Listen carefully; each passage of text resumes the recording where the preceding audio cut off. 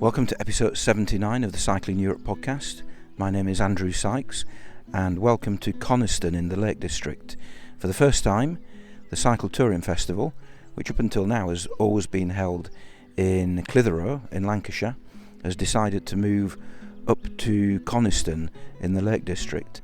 And I'm looking out across a sea of tents, and it's the gathering place for about 200 people, listening to and hopefully being inspired by tales of people heading off on their bikes, near and far.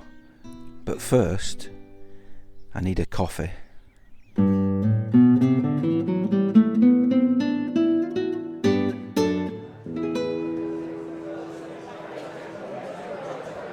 Welcome to the Cycle Touring Festival again. Afraid we couldn't arrange the weather, so it's quite wet, but hopefully the rest of the weekend won't be quite as bad as it was last night. And we've got a really exciting programme planned, as you will have seen from the timetable, and it's really good to see everybody here in person again.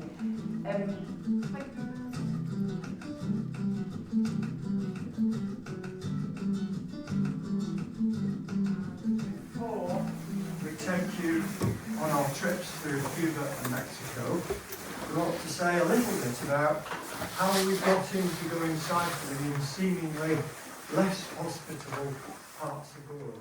With these amazing creatures, seeing them underwater and studying them, learning all about them so that we can protect them as a species. We got to do lots of cool stuff with science equipment underwater. To the cafe, Yeah. Yeah. Any one of those work really well. Other things likely to go wrong: broken racks, bolt cages, things like that. Half the time. Yeah. And did you have any problems en route?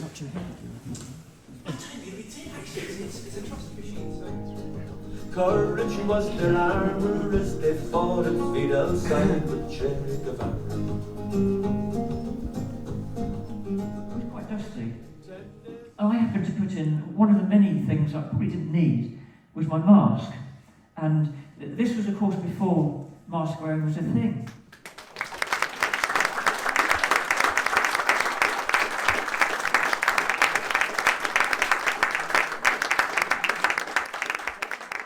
Those were just a few of the sounds that I recorded at the recent Cycle Touring Festival. I'm now back home in Yorkshire.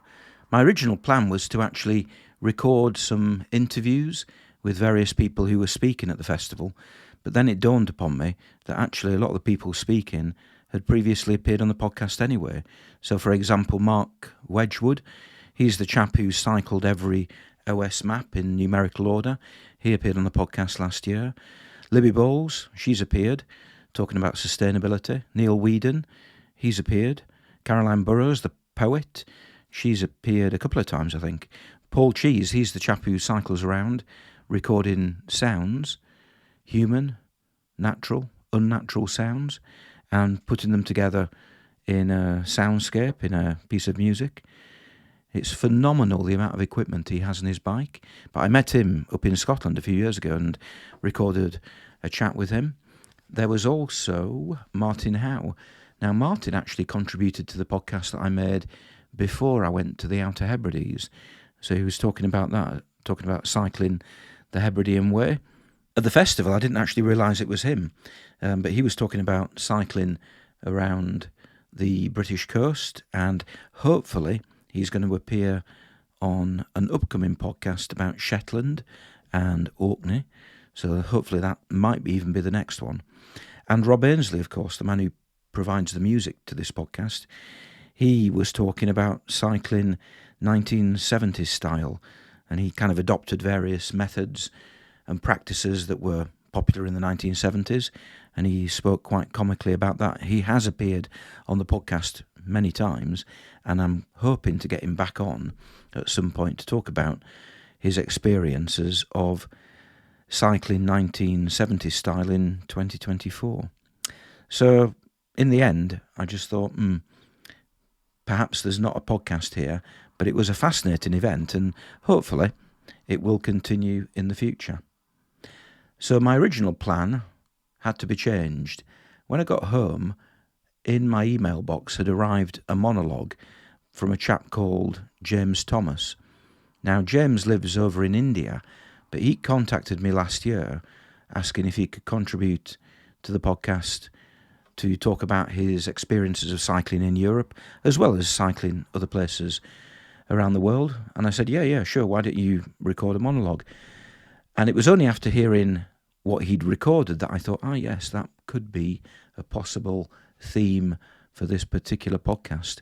So without further ado, I'm going to hand you over to James Thomas, who is going to talk to you for 10, 15 minutes about his own experiences of cycling in Europe and elsewhere. I'm James from the UK, and I now live in the tropics, in South India, in the north of Goa, which is where I've been for the last 6 years, spending summer in the high mountains or in Europe and the UK, but predominantly living here very close to the Arabian Sea on the beach in a small fishing village. And it's stunning. I'm just here. It's about 8 o'clock in the morning. The sun's really high in the sky. It's hot, it's humid. The monsoon will start in a couple of weeks, so it's actually the hottest it ever really gets, until the rains come. It's very sticky, but it's a great place to be. It's super relaxed, super easy vibe. Yeah, it suits me pretty well. And living on the subcontinent does give me access to the high mountains with particular ease. So I tend to ski in Kashmir, backcountry skiing up there, in Gulmarg, which is fantastic, highly recommended. And Central Asia is just a stone's throw away as well. So I also went to Kyrgyzstan this winter for a ski up in Shimbalak, just outside of Almaty, which I highly recommend. Very good resort. And the cycling and hiking here in the Indian Himalayas is hard to beat. It's rustic, it's raw, and it's rough. But it's great, for that reason. It's not bike packing because you're still following an organised infrastructure of a road or whatnot. But there's a great tradition in India of the pilgrim, the Baba, the seeker, walking from place to place, holy site to holy site. And particularly in the north, this is something that you'll see actively if you find yourself in the country. You'll see these folks walking around. So with that infrastructure historically in place, there are places to stay. Food and lodging is available quite easily. And so these very remote places become super easy to reach and get into. So just by way of invitation, this autumn, I'll be taking a group, maybe 8 cyclists, up to the high mountains of India to cycle the Manali to Leh highway. And don't let the word highway confuse. It's a rough path that stretches from a pretty comprehensive town, which is Manali, up into the very high mountains over a couple of very high peaks, 4,000 and 5,000 meter passes in the Rotang Pass, Kilar, Tanglangla, 5,300 meters. So pretty big climbs. And that all happens in a space of 450 kilometers on the way to Leh, which is also a fantastic, beautiful place, and which is almost Tibetan in culture and tradition. So if that's of interest, I'll be doing that this autumn with a group of 8. So if anyone listening wants to join in on that, go to the website and take a look. You'll be welcome to join us. So that's kind of where I am. And all this kind of fondness for the Indian Himalaya and this part of the world, the subcontinent, came to me as a result of having cycled across Europe, believe it or not. And that's really what I wanted to speak about today, sort of to tie in with Andrew's fantastic new book, Le Grand Tour, and just to speak about some of the possibilities and things that cycling in Europe can lead to as a bicycle touring enthusiast, as I am. So over the years, I've cycled in more than 40 countries. More than half of those have been in Europe, which is the first thing I would say about cycling in Europe. It's infinitely accessible, particularly from Europe itself or the UK. It's just right there on our doorstep. You can take a sailboat, you can travel by rail. There's really every reason to be there this summer and do something fantastic with a bicycle. So it's easy to get to. It's super diverse. I love Europe.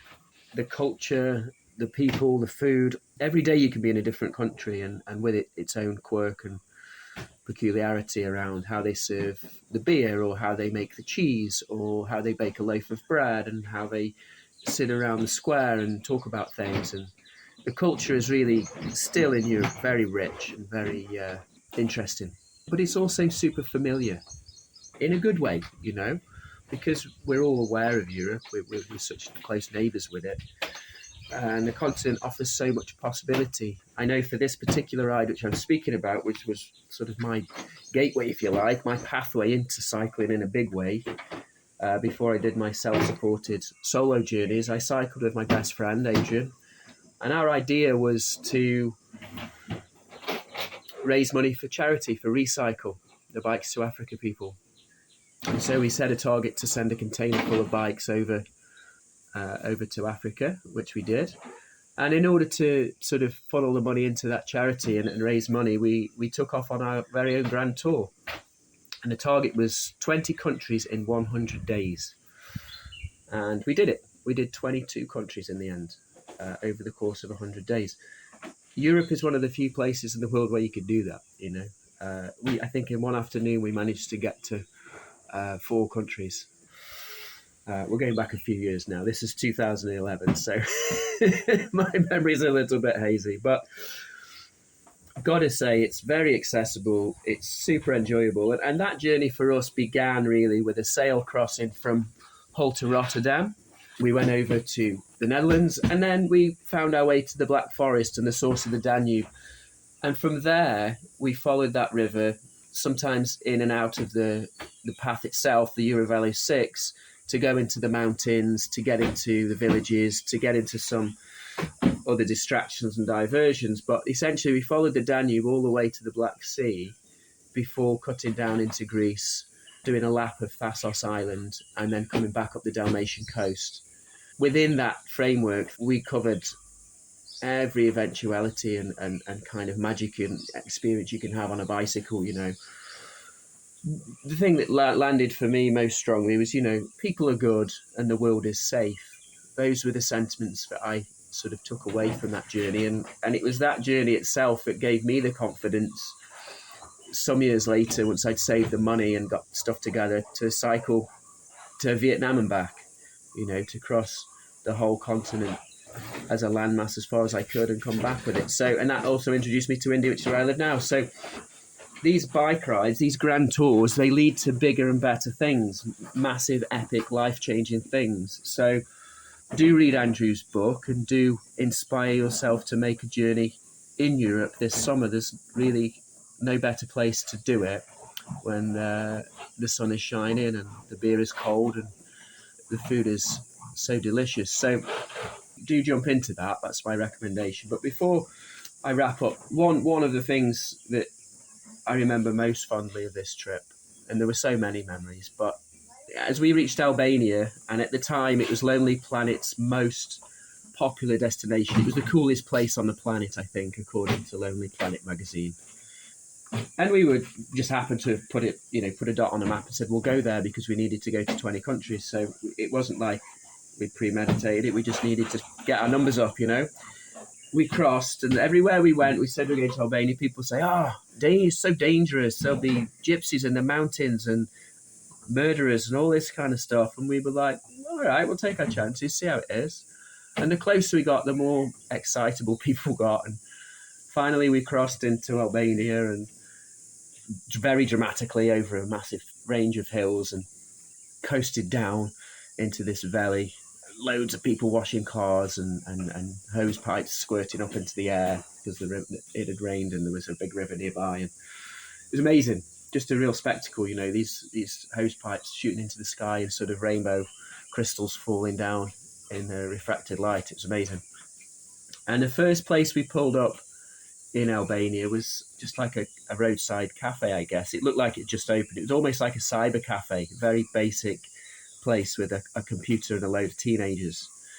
Well, we stopped. This guy was kind of waving frantically from the side of the road with both arms that we stopped. So we did. We got to talking like you usually do, and he's like, "Oh, what are you doing? Where are you going? What's the thing? What are you doing here? And we sat with him, and this chap was called Seli Tabaku, and he got into his story, and he was one of the first people in the country to speak English as a professor, and had lived this amazing life, visited the UK a bunch of times, commentated the football in the 90s, international football between Albania and England. Wildly suggested that we stay the night, and we thought, of course, we'll stay. We were 40, 50 days into our trip by then, so we were comfortable with these kind of invitations and this kind of scenario. It was really our thing. So we said, yeah, of course we'll stay. And they found a wild hen and cooked it up, and we had supper. And then they decided to name the cafe after us, so they called it the Hungry Cyclist, which was like brilliant. And we left one of our cycling shirts to put on the wall and all that kind of stuff. And as it happened, we'd started our journey from Nottinghamshire, Croxton Abbey, which is where Lord Byron's interned. And Sally Tobacco was actually a member of the Byronist Society, and he'd actually been to the Abbey where we'd started our journey. And this connection, this sort of synchronicity of this meeting and this overlap of our lives, this place in Nottinghamshire, we all were totally spellbound by it. It was amazing just to be in such a weird and remote place, having this wild conversation with this chap who'd lived such an interesting life in Albania. This shared experience of having been to this same place and importantly where we began our journey some weeks earlier. It just brought the whole thing together as a really beautiful moment on that journey. And that's very typical, I think, of when you step out into the world with a beautiful idea and a smile and a good attitude. Great things happen, and this is, for me, one of my favourite memories of that trip. So, Sally Tobacco, R.I.P. What a chap he was, and very interesting guy, wonderful chap. Actually, when we sat down to meet, before he even introduced himself, and we just pulled up the chairs, and he said, "You've come all this way here to Albania, and now you're going to get a test. I'm going to give you a test." And we're like, okay, what's happening now? And we're sitting on this veranda, this balcony of this cafe, and it overlooks this huge expanse of valley where he's been walking all afternoon, this mountain range. He just says, "My heart is not here. It's in the mountains chasing wild deer," and just stares the both of us really intensely into the eyes. And I look at Adrian, Adrian looks at me, and we're like, okay, we just have to take a guess at this. And I think, you know what, Sally, I think that's Burns, isn't it? That's Robert Burns. And he's almost falls off his chair, and he's like, of course it is, brilliant, brilliant, brilliant. And from that moment, we're firm friends, and the whole thing is a wonderful moment. And the mountains are calling, so do explore Europe, and do make the most of this summer with Andrew's book in your pannier. Explore those wonderful, mystical, magical corners of Europe and the continent. Get some cheese and a baguette, put it in your pocket, and take off on your bike. So that's it from me. And once again, thanks, Andrew, for hosting this monologue. And if any of this idea to cycle in the Indian Himalayas resonates, do drop me a message by email, which is reallybigbike@gmail.com, through the website, which is reallybigbike.com, or on the socials, which is Real Big Bike Ride on Instagram and Facebook. Love to connect with fellow cyclists and learn more about your adventures and share some stories around the world by two wheels. So great. Once again, thanks, Andrew. Best of luck with the book this summer, and look forward to reading a copy very soon. Bye, everyone. I'll see you again. Bye for now. Thank you for that, James. That was excellent. Thank you. Really interesting. It can't be easy in a place like India finding a nice, quiet corner to sit and record something like that. But actually, I think the sounds, most of them, actually add to what he was saying rather than detract him from it. Well, perhaps apart from the banging noise at some point. But anyway, he was talking about Albania there, and it got me reminiscing about my own experiences of cycling through Albania back in 2013. So I actually went back to the book that I wrote, Along the Med, and I reread the chapter where I talk about crossing the border from Greece into Albania. I think it's the same border that he took when he was there. And what you're about to hear is my experiences of doing just that. It's the chapter of the book when I leave Greece and I enter into Albania. Part 2, Albania. Thursday the 11th of July 2013. Cycling day 9, Ioannina to Saranda, 107 kilometres. I woke up on that final morning in Greece to the most magnificent sight. As I pulled open the flap of the tent, which I'd purposefully erected to point in the direction of the lake and the mountains beyond, a most wonderful vista of morning tranquillity was revealed. The grass was bright green and slightly damp in the dew. The foliage of the trees was equally vibrant, and a mist hung over the pristine lake that was gently lapping against the shore just a few metres away from where I was lying. I could hear the calls and oars of early morning rowers on the lake. They were presumably making the most of the opportunity to practice during the coolest part of the day. And in the far distance were the occasional squawks of wide-winged predatory birds. A few kilometres away, the mountains rose out of the water on the other side of the lake, but with most of their detail masked by the mist, apart from the fine line that distinguished their dull green and brown slopes from the cloudless blue sky. The whole of the scene was drenched in bright morning sunlight. Beautiful, just beautiful. Had I not promised myself that I would be ticking off the first of my 10 countries later that day, I would have been perfectly content to sit and watch Lake Pamvotida all day.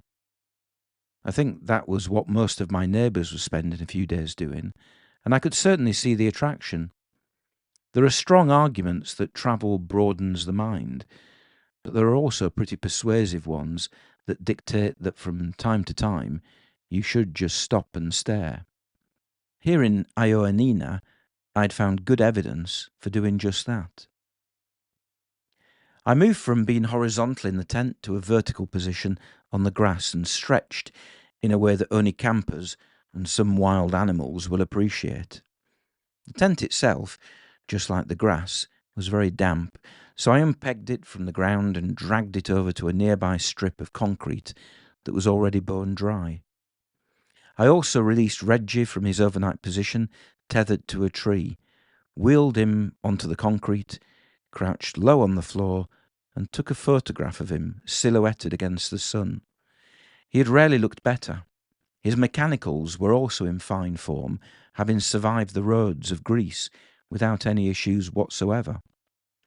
The mishap with the Presta valve back at Athens airport was beginning to be forgotten.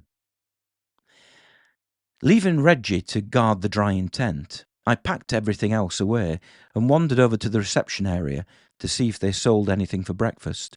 They did, but it was limited to processed croissants in cellophane packaging. Not that this prevented me from buying a couple and munching through them as I returned to complete the process of loading everything back onto Reggie for the cycle towards the Albanian border. Everything was done at slow speed, as it was a delight to work in the warmth of the morning sun, and I was in no particular rush. Eventually, I was ready to depart and pushed the bike back towards the area in front of the chalet-like building at the entrance. In the middle of the car park was a large tree, around which had been built a low wall. Sitting on the wall was a cyclist. His lycra shirt contained most of the colours of the rainbow, and on his head he was wearing a baseball cap turned so that it faced backwards. I nodded in his direction and exchanged greetings with him. "Are you going far?" I inquired. It was a bit of a silly question, as next to him was not only his bicycle, but also a trailer piled high with equipment. "That's a bit of a silly question," he would have been perfectly entitled to reply, but fortunately didn't. "I'm going east in the direction of Thessalonica," he did reply, and I detected an accent. "Are you French?" "Yes, my name is Jean-François, and I'm from Brest." It turned out that Jean-François was not just cycling across Greece, but cycling around the whole of Europe, an adventure that was going to last some 7 months and take him most of the continent's countries. He had set off from western France in April and was following a route that would guide him along most of the edges of the continent, both the sea borders and the land borders. He was about 50 years old and had taken a break from being a cycle courier in his hometown in Brittany. It was quite some feat he was attempting, and made my own little jaunt across the continent resemble les vacances de Monsieur Hulot. If Ed Cox and his cycle to Brisbane had been in the Premier League of long-distance cycling, Jean-François Lestrade was certainly leading the championship. We chatted about our respective routes, but again, as when I'd exchanged experiences with Ed earlier in the week, Jean-François wasn't able to offer advice about Albania, for he too had taken the ferry from Brindisi in Italy to Greece. I was so desperate for some recent first-hand knowledge of cycling through the country that still remained a mystery to me. I would simply have to find out for myself later that day. Jean-François was just as keen as I was on keeping tracks of where he was cycling, but instead of investing in some lightweight computer equipment, I had an iPhone and a mini iPad, both of which could easily fit in the pockets of one of the small panniers, he had brought with him his relatively bulky laptop computer. I was beginning to see why he needed the trailer that was attached to the back of his bike. Indeed, the comparison between my efforts to travel light and his less successful ones was something that Jean-François later commented upon on his own blog. He insisted upon showing me the exact route that he had taken and the myriad of statistics which his Strava GPS track was able to furnish him with. It is truly amazing to consider how much data is now available to your average cyclist as he or she goes about their daily commute, or in the case of Jean-François and myself, our continental journeys. Until relatively recently, this information was the preserve of the military or very well-financed sporting teams in money-drenched Formula One. Now it's cheaply accessible to almost anyone who wants it. It's just as amazing how little interest it is possible to have in someone else's statistics. I nodded and smiled without taking in much of what Jean-François was telling me. Elevation, moving time, calories, cadence, cuddly toy. I activated my own iPhone GPS tracking app at the gates of the campsite with a promise to myself to use the data only sparingly in conversation should an opportunity arise.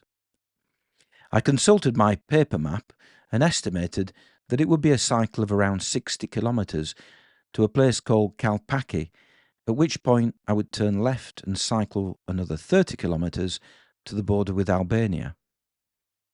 From the border, it would be a gentle ride back down to the coast at Saranda, where I would be looking for a hotel, having long since given up much hope of finding many, if any, campsites in Albania. The final few hours of cycling in Greece were spectacular as I climbed higher into the mountains.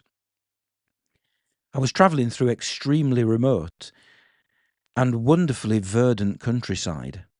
Even the campsite in Ioannina was busy compared to the isolation I was feeling as I moved closer and closer to country number 2 on the list. I paused at a bakery that I found in a town about halfway between Ioannina and Kalpaki and fell into conversation of sorts with a man who turned out to be Albanian.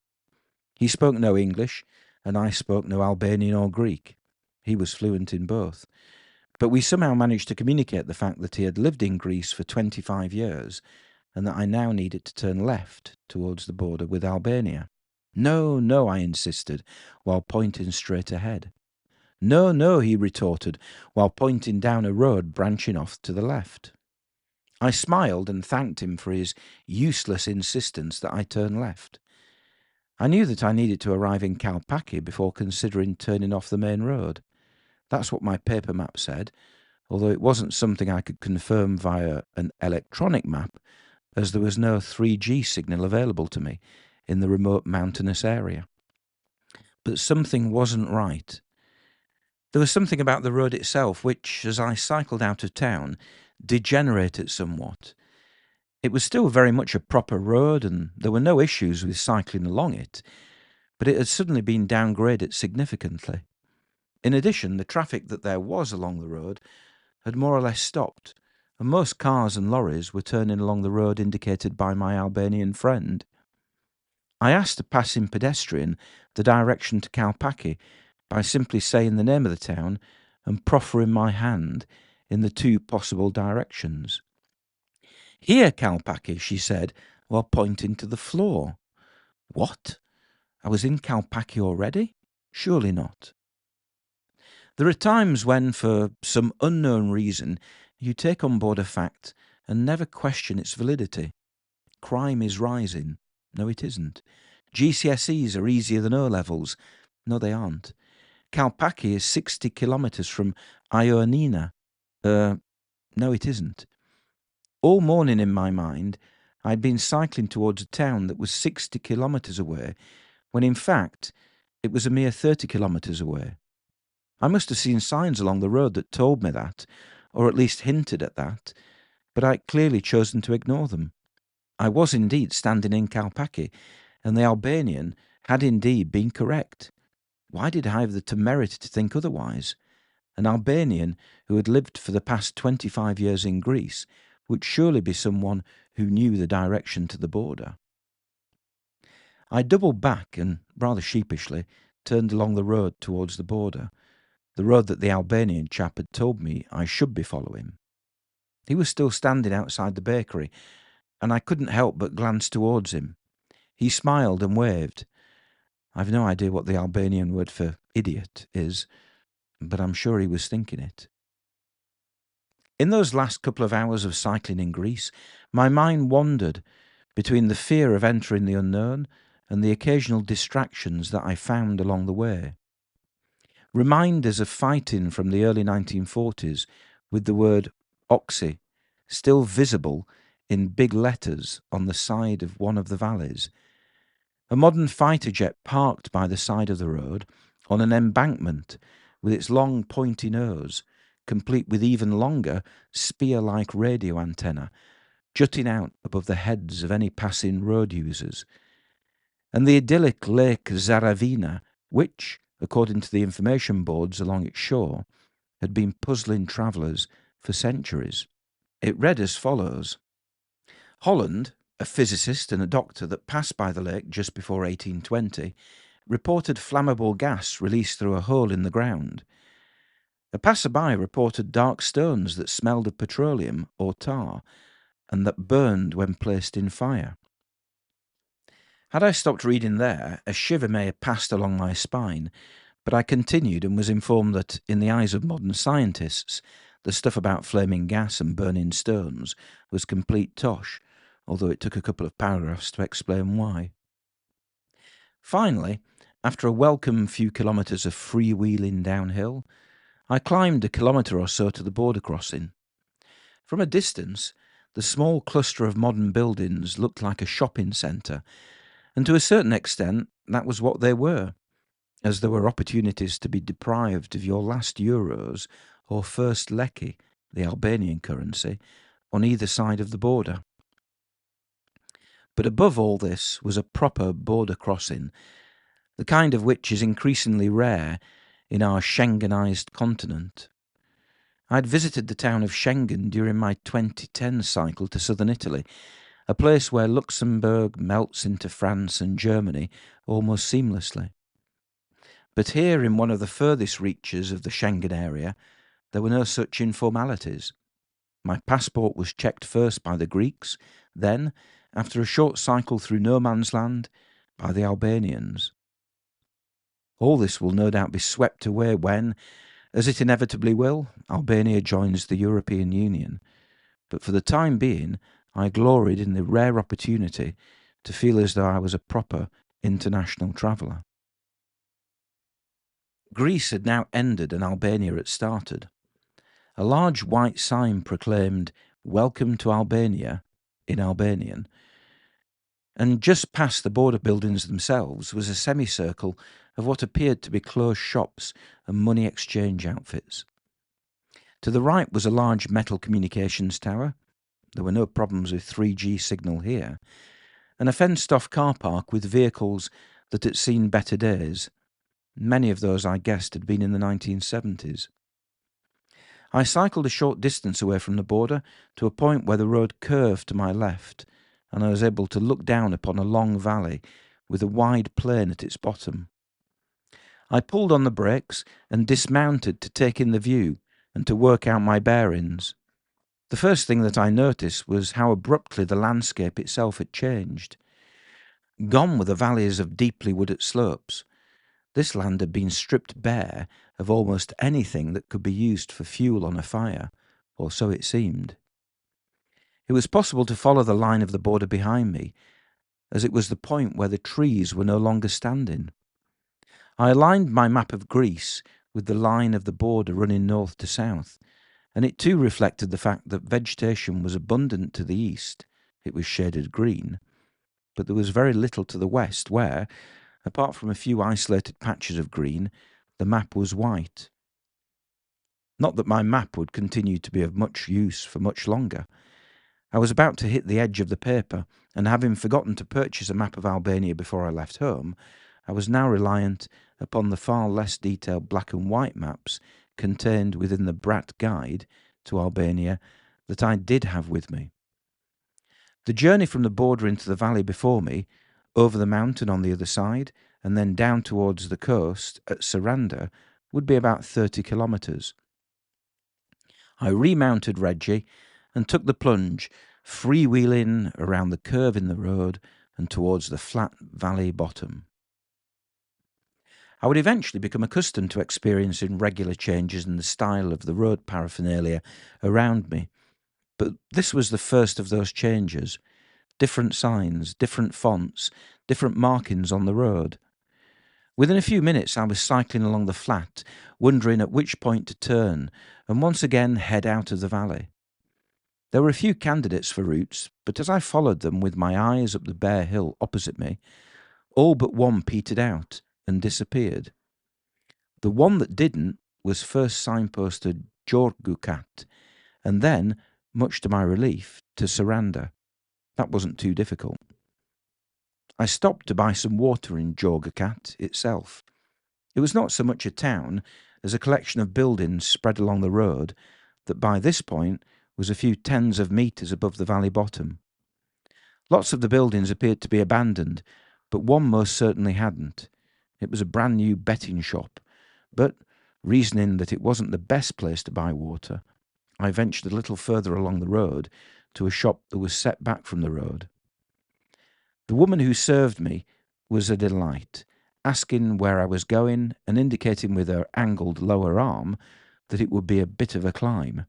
She wasn't kidding. It was a steep crawl of 300 metres over a distance of just 5 kilometres, with the final couple of kilometres along a bendless road straight to the top of the hill. I paused occasionally to take in the views, and they were just reward for my toil. I was in urgent need of food, and just over the crown of the hill I found my oasis in the form of a petrol station. I was the only customer around, and the two likely lads who were running the place initially looked towards me with suspicion, and I reciprocated. Both sported bright yellow t-shirts that I assumed passed for a uniform of sorts, and both looked and sounded as though they had been knocking back beer since lunchtime. They were also chain-smoking, but it didn't seem appropriate to point out the potential risks of doing so in their current environment. "Hi, do you speak English? You are English or American?" "I'm English. Do you have any food?" "Why you come here? Albania is shit country. No money, no jobs. Everyone leave to work in England, Germany. Money, money, drugs," one of them said cryptically. These two were clearly not on message when it came to welcoming foreigners to their country. Despite the harsh words towards their own country, they were in fact affable company for the few minutes that I spent at the petrol station eating some more of the pre-packaged croissants that I had enjoyed earlier in the day at the campsite in Ioannina. I'd only been their second customer of the day, although the wad of euro notes that one of them pulled from his pocket in order to give me change implied they weren't on the breadline just yet. From there, it was a long glide down towards the sea at Saranda. An attraction called, in English, Blue Eye, was being regularly advertised as I descended from the petrol station. 15 kilometres, 10 kilometres, 8 kilometres. So when it came to the point where I was invited to turn right to visit the Blue Eye, it seemed too good an opportunity to turn down. Advertising does work.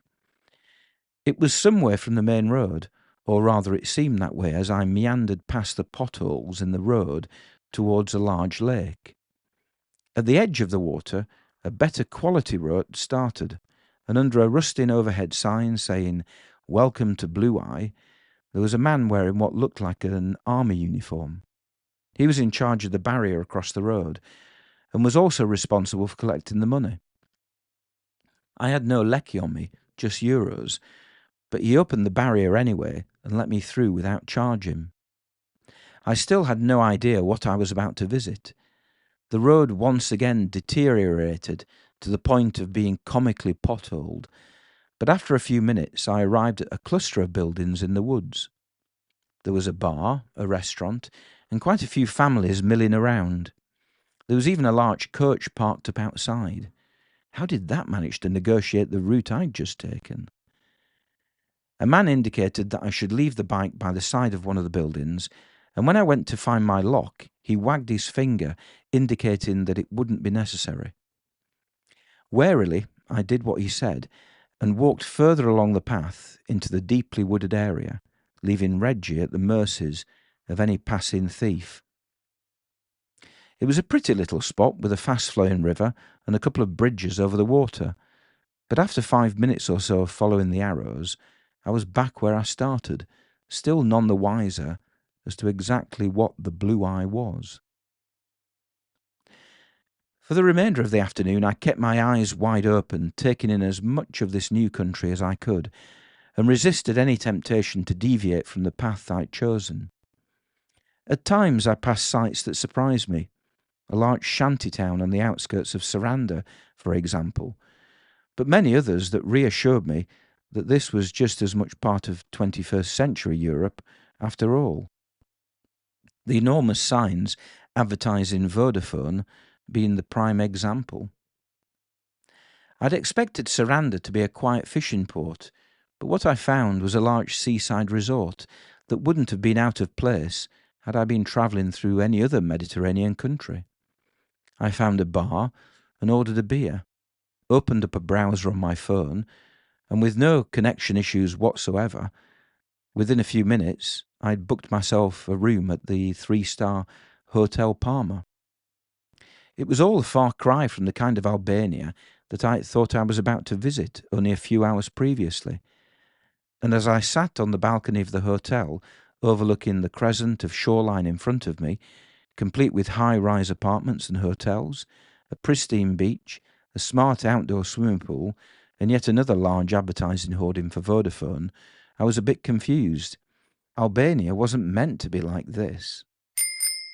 So those were my experiences of travelling through Albania back in 2013, or rather the first day when I arrived in Albania.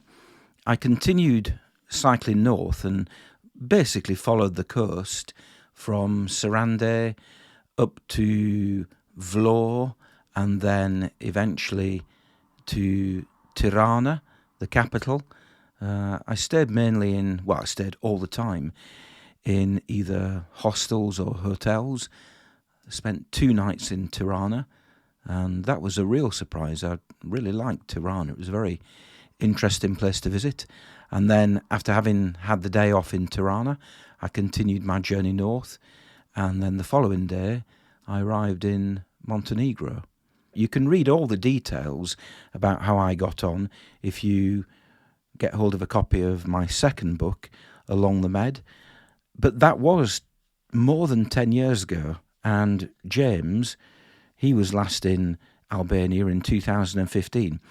So I think what we do need is a modern day perspective of what it's like to cycle in Albania in 2024. So I got in contact with Explore. Explore is a travel company, and they organise walking tours and cycling tours in many places around the globe, including Albania. And I spoke to a woman called Laura, and she put me in contact with somebody in Albania called Dritan Kolgjini. Hope I've pronounced his name correctly. And he is the tour guide for Explore's cycle tours in Albania. So earlier today, I had a chat with him online, and I started by asking him to introduce himself. My name is Dritan, we say, or Dritan to make it easy. I'm a guide since 8 years. I do mainly alpine. I'm leading groups in the mountains mostly, but since I'm a cyclist myself more, I like lots of sports. I'm doing kayaking and basketball I used to play since high school. I was in amateur teams, let's say. And because of the passion for sports and outdoors, I started even doing cycling tours in Albania, which mainly operate in the south of the country. Where do you live in Albania? So I'm capital based. I was born in Tirana in '94. It's what we call the democracy generation, those born after the communist dictatorship, which ended in '91. And I lived here till about 10. Around 2004, late 2004, my family left to Turkey. My dad was working for the government of Albania at this time. So I grew up abroad for a couple of years in Turkey and later on in Bulgaria. And late 17, I came back to Tirana. And after studying history, one thing comes to another, sports, culture, they all mix together. And because of communicative skills, I believe, I got into tourism and tour guiding. I was in Albania in 2013, and the other person in this podcast, James, I think he was last there in 2015. Have things changed a lot in the last 10 years? Things have changed completely, in fact. From 2013, I would say especially, there's been a change of governments because political side obviously has its effect on the terrain, on the places that if you're cycling through Albania, you'll go and visit and see differences. But in 2014, Albania was accepted to become an official candidate to join European Union. This means it translates into more funds coming into the country related to many things: education, health, employment, and infrastructure, at least throughout the main roads or the main major cities, let's say, of the country. And has there been an improvement in the cycling facilities? I remember being there in 2013, and there were very few bicycle lanes. There were very few routes that I could follow. I was trying to follow the EuroVelo 8, but I don't think I saw any signs for the EuroVelo 8. So I did take the roads, and the quality of the roads was not good. Has that improved? So when it comes to, let's say, marking of the trails, in fact, because of technology, it's probably easier for us just to go through the GPS. Now, when it comes to cycling lanes, dedicated cycling lanes, if you're touring around Albania, you don't have that yet. So let's say in the main roads, you'll just have to take, we call it the main interurban roads. But because everything is so densely concentrated in Tirana, it means that the rest of the country is more laid back, let's say, a bit more relaxed. Therefore, cycling in these interurban roads will always be, in fact, a pleasure because also the car drivers, they're more laid back, as that's the most fitting word I can think of. Everyone is very relaxed in the outskirts of the country. So if you're doing a cross-country tour like Velo 8, EuroVelo 8, I think it's getting better with every year to come. The route that you follow for Explore, it's a loop that goes from Tirana all the way back to Tirana. So you take in the coast of Albania, going through places like Sarande and the Lagora Pass, which I remember passing through myself. But you also cycle in the east of the country, and that is very, very mountainous, I think. Right, you're correct. It's quite mountainous in the east. In fact, if you look at a topographic map, let's say, you will find out that the east of the country is the continental side of Albania is very mountainous, and then the west side of the country, which is facing the sea, the Adriatic and the Ionian coast, only the Adriatic, in fact, because in the Ionian, which is the deepest sea in the whole Mediterranean, it's all mountains dropping down to the sea. But the Adriatic shores, they are usually flat. So it's easier to cycle on the western parts of Albania than it is on the eastern parts of Albania. But once you get to Lake Ohrid, let's say, that's already 700 meters of elevation. So you reach some kind of plateau, and there already you've made it through the worst. However, with tourist groups, keep in mind we're trying to make these tours not just as a challenge or a full-on 2 week touring holiday, let's say, but it's a more relaxed, and we're trying to maybe in a shorter amount of time trying to fit in as much as we can. So with exploring in particular, since we're taking the case, we're first driving to this plateau by Lake Ohrid at 700 meters, and from there we start the cycle with the aim of completing about 420 kilometers by the end of 6 days of cycling, which is some challenging distance. In fact, it's not as easy, even though it's just 420 kilometers, because it's mountains everywhere. Every meter counts. I was reading some of the reviews on the Explore website, and some people definitely have made comments about the scenery, stunning scenery, the variety of the landscape, eye-opening. Which places in Albania do you think that the people that you guide, which are their favourite bits? Yes, that's a very good question. In fact, if you ask me, I can never choose a favorite bit, but for because I love the whole country, it's so diverse from east to west, from north to south, even though it's just a similar size to Belgium. For people that I've taken on these trips, the more pristine, the quieter places, the more in the outback, in the countryside, those are the most preferred places. So let's say in eastern Albania, when once you start from Lake Ohrid, that's already impressive enough. The oldest lake, the deepest lake of Europe. So that already is stunning scenery, you can imagine. And then once you leave Lake Ohrid and you're going south to Korcha, and then further south to Ersek, there is a town called Ersek. And this is very deep regions in southeastern Albania.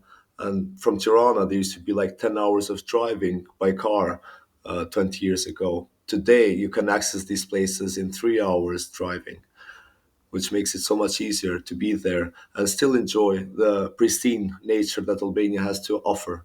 I remember the hills being extremely steep. I can't imagine that's changed in the last 10 years.